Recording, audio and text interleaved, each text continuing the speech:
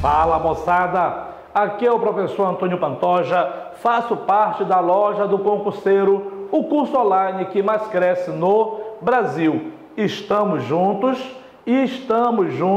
no Tribunal de Justiça do Maranhão. Faltam 24 dias para não ficar desesperado, 24 dias para não mudar teu plano de voo, 24 dias para você ficar preocupado com a sua alimentação e 24 dias para você usufruir de mais uma dica. Não adesão do Maranhão à independência. Sempre, né? Cada professor com a sua mania, sempre que eu vou falar sobre determinado assunto, nós sempre temos que estar preocupados com o quê? Com a nossa banca. Já disse para vocês, deve ser a terceira, a quarta, a quinta vez que eu já falo, que nós fizemos uma análise da maioria das questões e vamos lembrar que a Fundação Carlos Chagas, ela não altera, ela não muda o seu modelo de prova. Então nós temos vários itens cobrados das mais variadas maneiras e nós não vamos ficar presos apenas em determinado item. Atenção! Todas as vezes que nós vamos trabalhar a não adesão do Maranhão à proclamação da nossa independência, a primeira coisa que nós não podemos esquecer é que quando o Brasil ele foi colonizado, o Brasil foi colonizado pensando na condição econômica de Portugal. No século XVI, Portugal não passava por uma situação tão boa economicamente e os portugueses precisavam se livrar dos estrangeiros que viviam invadindo o Brasil. Exemplo, franceses e holandeses. É interessante você perceber que todas as vezes que nós falarmos em Brasil, eu estou falando no Brasil açucareiro. E todas as vezes que eu estiver falando neste Brasil açucareiro, eu estou falando principalmente em qual Nordeste? Pernambuco. Em qual Nordeste? Bahia. É interessante você entender que a parte aqui de cima nem fazia parte do Brasil. Aqui era o estado do Grão-Pará e Maranhão. E por muito tempo, Grão-Pará e Maranhão estava muito mais ligado a Lisboa. Grão-Pará e Maranhão estavam muito mais próximos de Lisboa do que do restante do Brasil. É importante você perceber um outro item. Todas as vezes que o professor de História ele fala sobre o processo de independência do Brasil, vamos lembrar que esse processo de independência, ele começa no século XVIII. E ele começa no século XVIII, principalmente com Conjuração Mineira, Conjuração Baiana. E aí você deve também lembrar que a Conjuração Mineira e a Conjuração Baiana possuíam projetos de independência diferentes. Tanto Conjuração Mineira quanto Baiana queriam acabar com a monarquia? Sim. Queriam implantar uma república? Sim, mas Conjuração Mineira e Conjuração Baiana divergiam sobre como é que fica a questão do escravo. Eles divergiam sobre quem é o povo brasileiro, quem é que vai ter direito ao voto. Então, é interessante que no momento em que Dom João VI vem para o Brasil, é interessante entender que quando Dom João VI vem para o Brasil e ele vai tomar as chamadas medidas joaninas, ele vai mostrar a quem e por que ele está aqui. Lembrando também que essas medidas joaninas foram benéficas para alguns locais, para outros não. É interessante também você perceber que quando Dom João é obrigado a retornar a Portugal, seu filho permanece. Mas é interessante que a permanência de Pedro também é uma estratégia de João, para não perder, mesmo com a independência, a ligação com o Brasil. Aí você tem que olhar para o Maranhão. A elite maranhense sempre esteve próxima a Portugal. A elite maranhense estava extremamente preocupada. Interrogação: que tipo de independência será feita? Quem é que vai se beneficiar com esta independência? A elite maranhense, com todos os motivos, está preocupada. Eu vou perder meus privilégios? Eu vou perder a minha autonomia? Eu vou perder os meus benefícios? Então, nós temos que entender que esta elite, principalmente que estava em São Luís, tinha medo, com certeza, de que iria perder muito. Pausa. Eu estou falando que havia uma elite, principalmente em São Luís, que tinha medo da independência. Não é que fossem fiéis a Pedro, é que eles tinham medo de perder tudo aquilo que possuíam. É interessante você perceber que no interior do Maranhão, você vai ter grupos de fazendeiros que não estavam, óbvio, próximos ao litoral, que não mantinham uma relação direta com Portugal. Muito pelo contrário, esses homens que viviam no interior do Maranhão, eles tinham contato mais fácil com outras regiões. E esses homens estarão muito mais convencidos a quê? Que era necessário aderir à independência. Então, qual é a dica? Jogo rápido.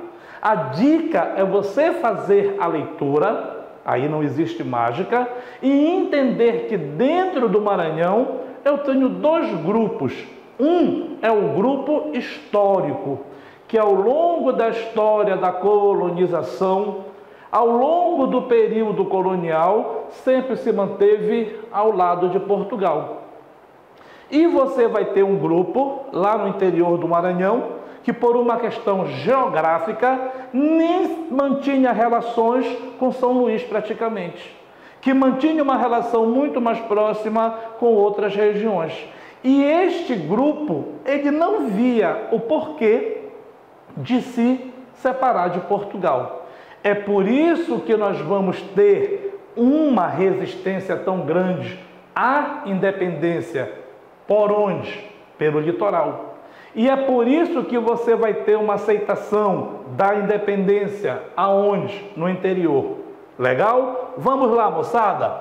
A não adesão do Maranhão à independência. Motivo: no Maranhão, as elites agrícolas e pecuaristas eram muito ligadas à metrópole.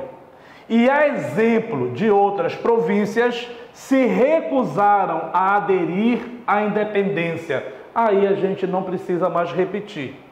O Maranhão era uma das mais ricas regiões do Brasil e que se mantinha enquanto uma das mais ricas graças ao seu comércio com a metrópole. O intenso tráfico marítimo com a metrópole, justificado pela maior proximidade com a Europa, tornava mais fácil o acesso e as trocas comerciais com Lisboa do que com o sul do país. Mas lá no primeiro mapa eu também já te mostrei que nem bem o Brasil surgiu e Grã-Pará e Maranhão, no primeiro momento, nem faziam parte do Estado do Brasil. Tranquilo? Isto aqui é extremamente importante, moçada. Atenção! Você que está tendo comigo hoje essa dica, também vai poder ter muito mais dica, muito mais conteúdo. E olha só, e isto apenas por R$ 343, divididos até 12 vezes no teu cartão. É interessante que você vai ter o curso completo, com videoaulas, mais 2 simulados, mais apostilas em PDF. Eu estou falando isso em todas as dicas, mas algumas surpresas, porque sempre nós vamos querer trazer muito mais para você. Vem comigo, YouTube!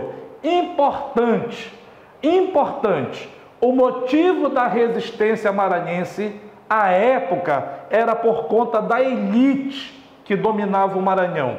Agora, dá aquela pausa. Que elite é esta? A elite que estava em São Luís. O grupo não aceitava as ordens vindas do Rio de Janeiro, capital do Brasil imperial, por ter interesse em continuar com as relações com Portugal, por conta das situações políticas e econômicas. Alguns livros, eles não discutem sobre isso, mas lembra também que eu tenho muitos nobres que ocupavam cargos públicos. Eu tenho muitos nobres que não tinham a mínima ideia do que iriam fazer e o que iriam perder no momento em que o Brasil se tornasse um país independente. Lembrando também que nesse período havia uma preocupação muito grande. Será que com a independência acaba a escravidão? Existia esse temor. Será que com a independência os caras vão implantar a república? Porque, como eu disse, alguns livros não tocam isso. Mas no decorrer da discussão pela independência, havia um grupo que foi sufocado que queria uma república, que queriam reformas muito mais radicais. No Maranhão, a adesão só acontece no dia 28 de julho. Na Bahia, foi dia 2 de julho e no Pará, 15 de agosto.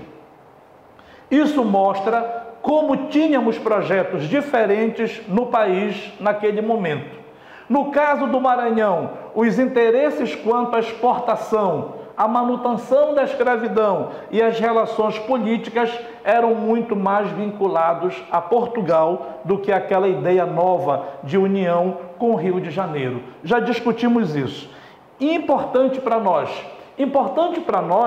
acabamos de ler aqui o texto, é que dentro dessa ideia de mudança havia um temor muito grande.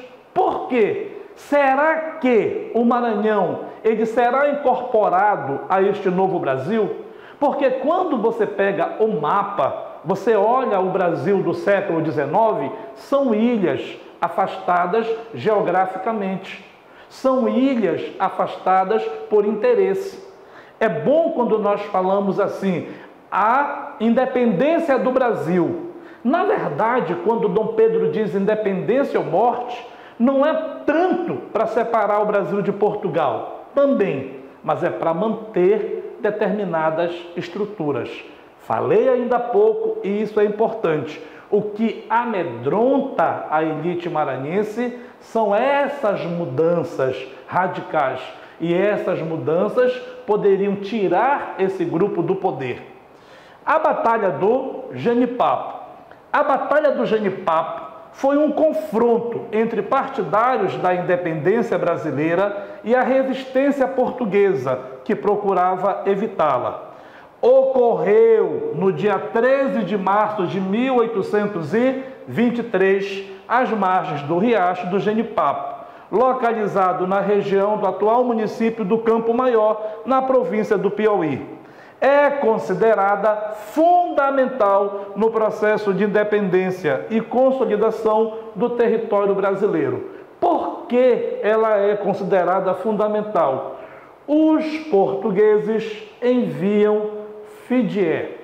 E o Fidié ele deveria reprimir os movimentos pela independência. As tropas de Fidié eram muito bem armadas, os caras tinham uma experiência militar da guerra napoleônica e eles vão encontrar os grupos do interior que eu já comentei com vocês, eram grupos populares que não tinham armamento adequado, que não tinham uma experiência de guerra. As tropas de Fidié eram superiores, tinham melhor armamento e derrotaram. Mas essa derrota custou caro. Por quê? Porque o Fidié não conseguiu avançar para sufocar a adesão da independência do Piauí. Então, nós falamos sempre que esta batalha, a Batalha do Genipapo, ela é importante por quê? Porque ela vai dar condições para que este movimento de independência chegue até São Luís. Lá vem o Pantoja falar de ofertas. Pantoja falando de oferta. Nós temos um curso online de apenas R$ 39. Isto, R$ 39. Você que não tem muito tempo, você que não está com uma grana tão boa assim, nós estamos oferecendo para você, Tribunal de Justiça do Maranhão, um curso só na semana de revisão. É um curso que está sendo preparado, é um curso que está sendo feito com extremo carinho para que você tenha uma semana de videoaulas disponíveis na semana da prova, tendo aí inúmeras resoluções de exercícios. Nós também temos aqui a nossa revisão de véspera presencial. Lembrando, hein? O primeiro lote vem que tá para acabar, R$ 42,00. E Pantoja, essa história de acabar é papo furado. Quando nós fomos para essa revisão presencial na PM do Maranhão, nós tínhamos primeiro um hotel. A procura foi tão grande, obrigado Maranhão, obrigado Nordeste, que nós tivemos que ter um outro auditório, um outro hotel. Nós estamos esperando vocês, acreditem de verdade na loja do concurseiro, que nós estamos aqui para ouvir os comentários de vocês e ter a satisfação de te ver aprovado. Valeu, moçada!